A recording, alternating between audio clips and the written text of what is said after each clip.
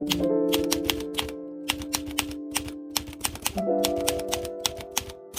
very first film I ever worked on, which was Apocalypse Now, which turned out to be the best film school I could ever have dreamed of. The second Star Wars film, The Empire Strikes Back, and I've been with Lucasfilm now for over 45 years. Sound in film is much more than just, the score and hard effects. No, it's a storyteller. There is a connection there between what you do professionally, create sound, and what subtitlers do in text, describe it in parentheses. Mentioning a sound is not the same thing as experiencing the sound, obviously. It's such a challenge to do that job well. If it were up to me, I would give the subtitlers more freedom to be descriptive about sounds. I would love at some point to be a part of trying to figure out how to do it even better. The signal that the Jodie Foster character hears in the film Contact. So she's listening to a sonified version of the signals that are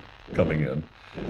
And at first it's just noise, and then it turns into a simple pattern, and then a more complex pattern that suggests that it might actually have information. One of the most important things that we do in sound is to decide what to focus on in each moment. One of the unusual things that Leone used to do was to have his composer, Ennio Morricone, write and record all of the music for the film before the film was shot, because he liked to be able to play the score on the set to inspire the actors. There's the crackling of knuckles, because one guy is, cracking his knuckles. It informs the characters and helps you learn about who the characters are, and helping screenwriters and directors figure out how to incorporate sound into their films in a meaningful way.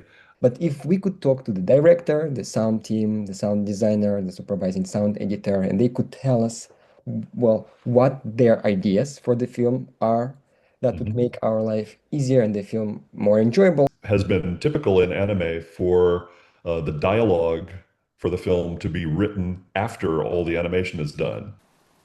Every wave that you hear in that 45 minutes or so is individually designed. Sometimes it's like the waves are angry. They're trying to kill the Hanks character.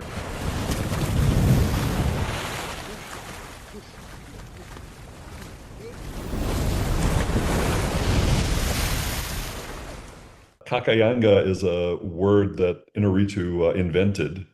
And I think for him, it means a kind of useful uh, dirtiness, a useful noise, or even distortion. I always say that emotion is the most important thing in a sound.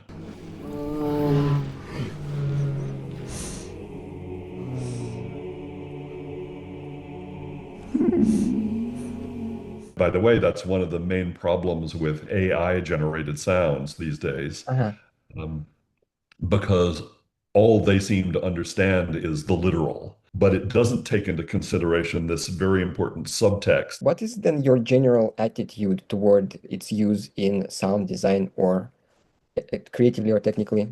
We should resist using it in ways that, actually eliminates humans from the process.